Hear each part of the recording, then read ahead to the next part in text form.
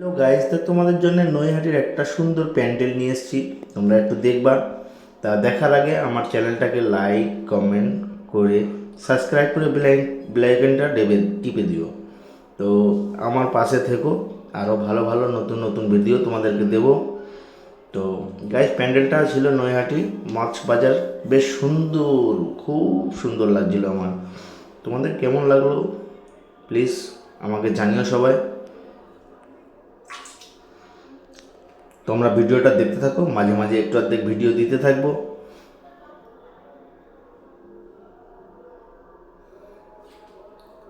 এটা front gate থেকে ভেতরে এন্ট্রি নিচ্ছি।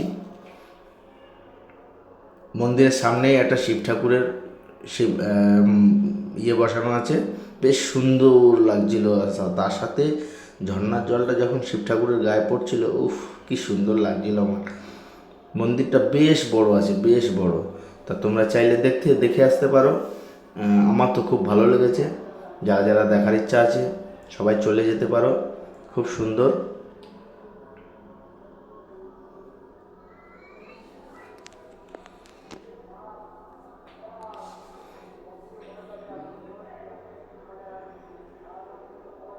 শিব ঠাকুরটাকে খালি দেখো তোমরা, বেশ সুন্দর লাগছিল। চার সাইড দিয়ে মানে জলের কাজ করা।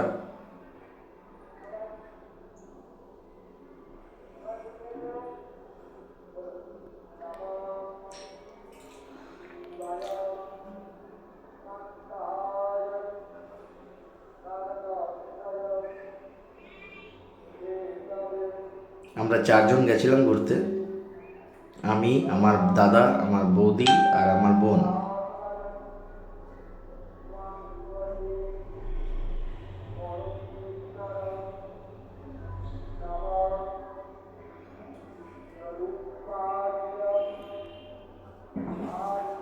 তো আমরা মন্দিরের দিকে এগোলাম, মানে প্যান্ডেলের দিকে এগোলাম আরও ভেতরে, মানে মায়ের দিকে এগোচ্ছি আস্তে আস্তে।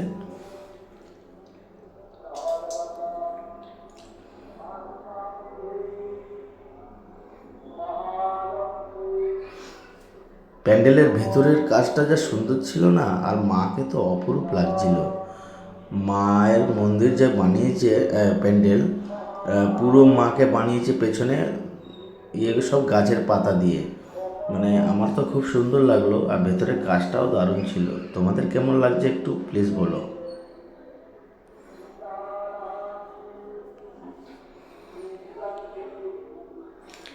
হাতের কাজগুলো খালি দেখো প্যান্ডেলের ভেতরে, খুব সুন্দর।